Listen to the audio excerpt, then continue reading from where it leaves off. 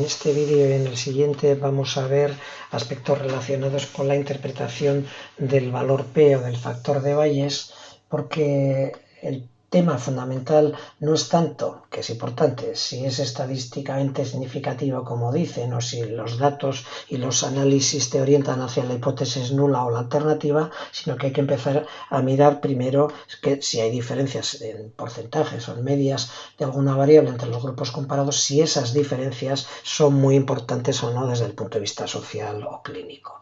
Hay una serie de chistes que ha habido con estas imágenes que podéis ver aquí, como hay una idealización del nivel P por debajo de 0,05. ¿Qué pasa cuando concluye que es menor que 0,05 y dices es estadísticamente significativo? Que eso te da más posibilidades de hacerte famosa o famoso porque has encontrado que no sé qué tratamiento es mejor que el antiguo, que hay diferencias a favor y tal.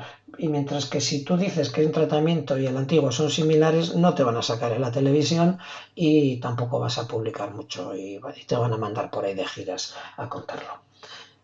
Y cuando falla, dice que cuando tienes un nivel de justo por encima del 0,05, pues te dan casi qué pena, ¿no? Las condolencias, qué pena, ya lo siento, su trabajo es muy interesante, pero no se lo vamos a publicar y ya está, ¿no? Bueno, y cuando te da algo que consideras que es estadísticamente significativo en esta jerga que a mí no me gusta nada, pues antes de que nos excitemos demasiado y nos pongamos contentos, hay que tener en cuenta que hay que interpretar con cuidado lo que es el valor P, el nivel de significación estadística o la interpretación del factor de Bayes, ¿no?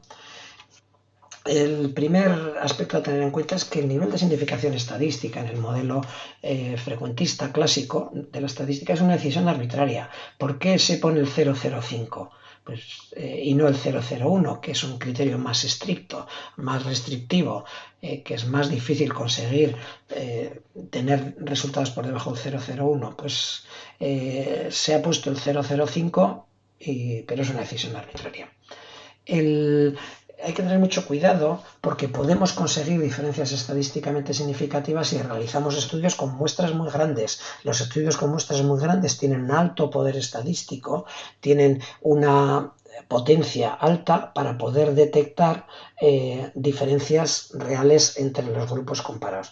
Pero ¿qué pasa? Que si pones una muestra muy grande, de las vacunas, por ejemplo, del COVID se hicieron con muestras altísimas porque queríamos tener un poder estadístico muy fuerte para que no se nos escaparan diferencias entre vacuna y placebo. Entonces, las muestras muy grandes, cuando tienes estudios muy potentes, pues pueden acabar, si tienes dinero para pagarlos, te van a dar unas P's muy bajas siempre. Y por el otro lado, estudios con muestras pequeñas, con poco poder estadístico, entre comillas, te llevarán a veces a H sub ceros, a la hipótesis nula, a no poder descartar la hipótesis nula en casos en los que los datos sí muestran una diferencia que sea relevante social o clínicamente, como veremos luego en un ejemplo.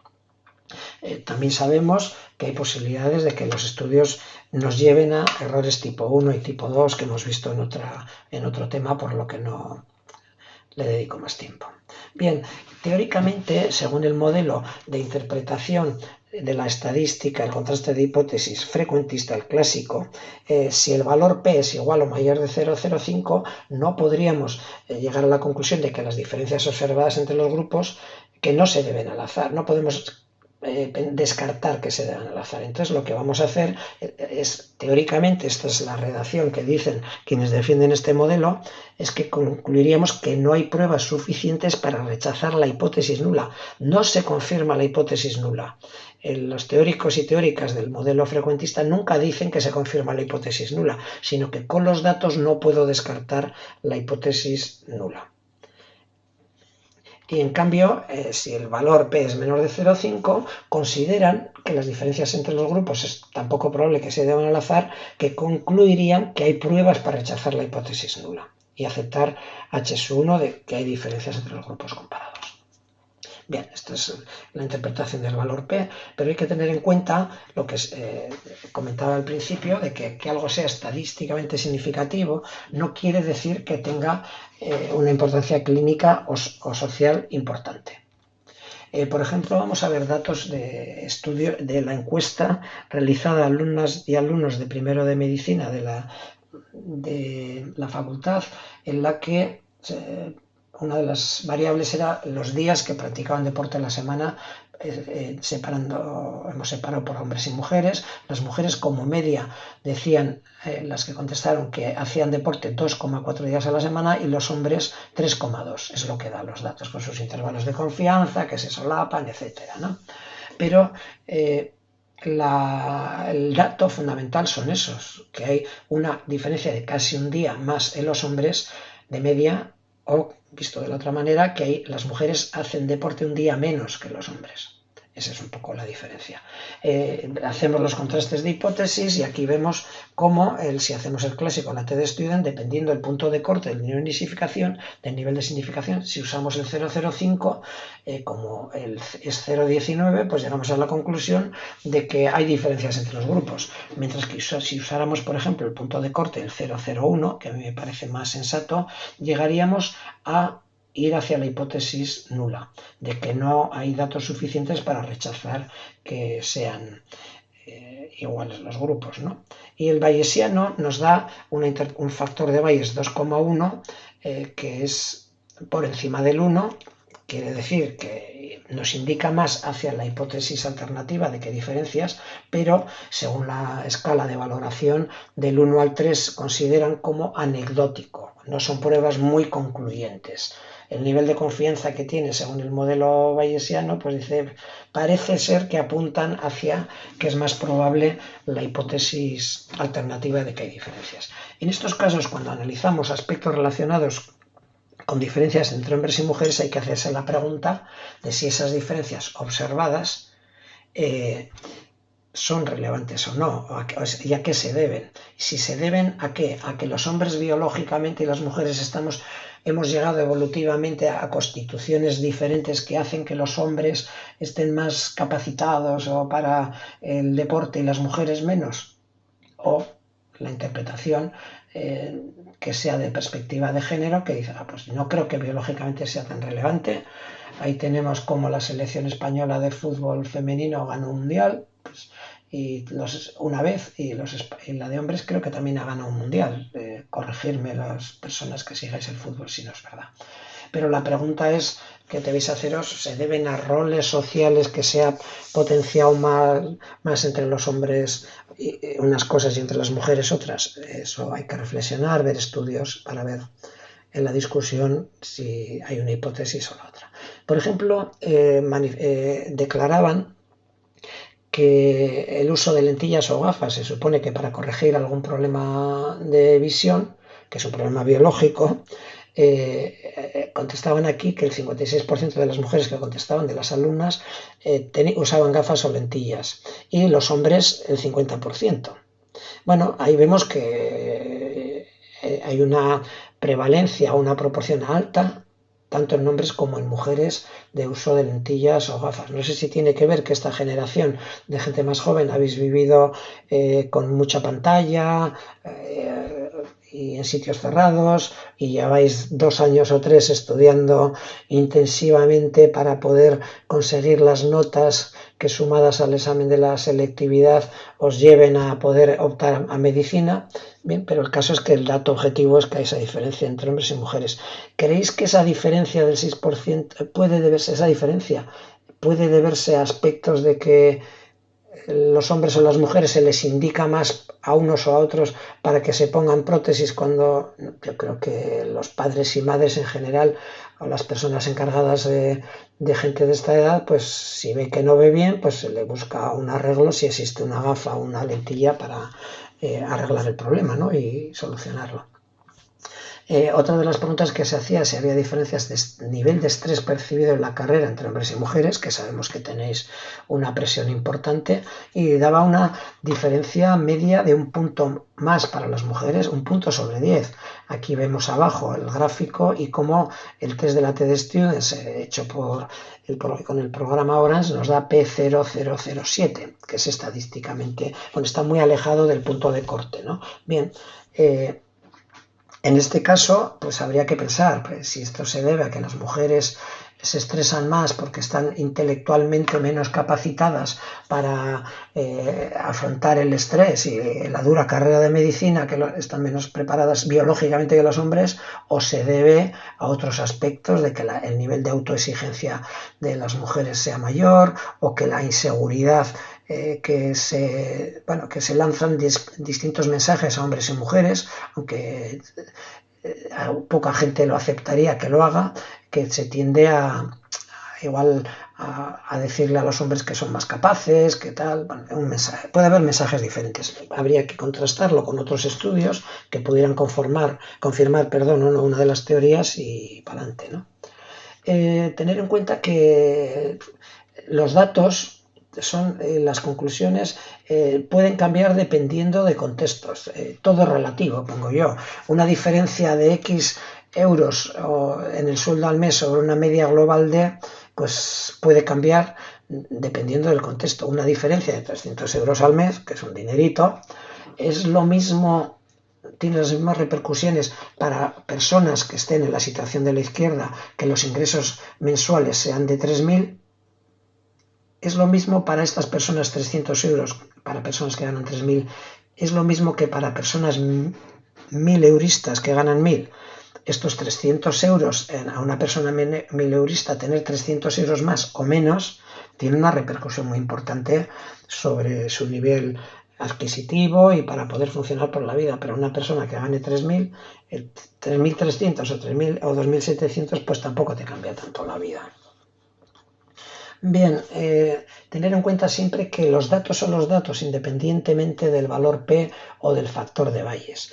Imaginaros, yo es una cosa que reflexionaba cuando mis hijos eran más pequeños y íbamos al patio de la escuela o a las actividades que hiciéramos postescolares, y he hecho un estudio en el colegio cercano a mi casa, que es el que iban mis hijos, con 10 familias de parejas heterosexuales que tenían hijos o hijas, para ver las horas diarias que dedican hombres y mujeres a los cuidados de las hijas e hijos y a las tareas domésticas. Y bueno, he hecho el estudio y aquí veis que he encontrado una diferencia de una media de 1 hora al día entre ambos grupos. No digo entre cuáles, a favor de quién o en contra de quién, y que tras analizar si se cumplen o no los criterios de normalidad de los datos, de igualdad de varianzas, etcétera, utilizando los test adecuados, nos da que la P es de 0,09 y que el factor de Bayes es de 0,8. La interpretación correcta de estos datos, que es la que yo creo que es la correcta, es decir, que en esta muestra, que es pequeña, hay una diferencia de 1 hora de media entre los grupos comparados, y que las reglas de decisión estadística me dirigen a, por una parte, no poder descartar H sub 0 según el modelo frecuentista clásico de Fisher, porque la P que me he encontrado es 0,09, es mayor del 0,05. Entonces, no puedo descartar H sub 0, no puedo concluir que las diferencias, pues que igual no existen, ¿no? No puedo dejar de concluir eso. Entonces, vale, de momento lo dejo en que tiendo hacia hipótesis H sub 0. Y la misma conclusión es utilizando el criterio de si el factor de Bayes 1,0 es menor de 1, ¿no? La interpretación bayesiana, más que decir este es el modelo que es la verdad, lo que hace es decir que con los datos que tengo es más verosímil una hipótesis o la otra. Si la probabilidad de que sea verdad el modelo alternativo, el H1, de que hay diferencias entre los grupos, si la probabilidad de esa hipótesis es más alta que de la contraria, de la hipótesis de que no hay diferencias de H sub 0, me va a dar un valor por encima de 1 si fuera más alto, ¿no? La probabilidad del alternativo, ¿no? Del modelo alternativo. Y tendería a creer que es más verosímil un modelo que el otro. En este caso, pues como da menor del 0,1, pues diríamos que es del 0,05, perdón, menor del 1, perdón. Ya veis que el lío que hay con una cosa y con otra. Como me da menor de 1, me da 0,8 el factor de Bayes, pues me indica que es más verosímil la hipótesis de que no hay diferencias. Y la interpretación incorrecta de estos mismos datos que tenemos de la diapositiva anterior sería concluir que P es 0,09 y el factor de Bayes 0,8 y que con esto se confirma la hipótesis nula. No se confirma la hipótesis nula, y hay gente que dice no hay diferencias entre los grupos comparados y y no se puede concluir, porque la teoría, tanto la teoría frecuentista que dice que como la P es mayor del nivel de significación, no puedes descartar la hipótesis nula, pero no dice que no hay diferencias entre los grupos, dice que no puedes descartar la hipótesis nula. Y el modelo bayesiano no dice que la hipótesis verdadera sea esa, la hipótesis nula, dice que es más probable, es más creíble, más verosímil.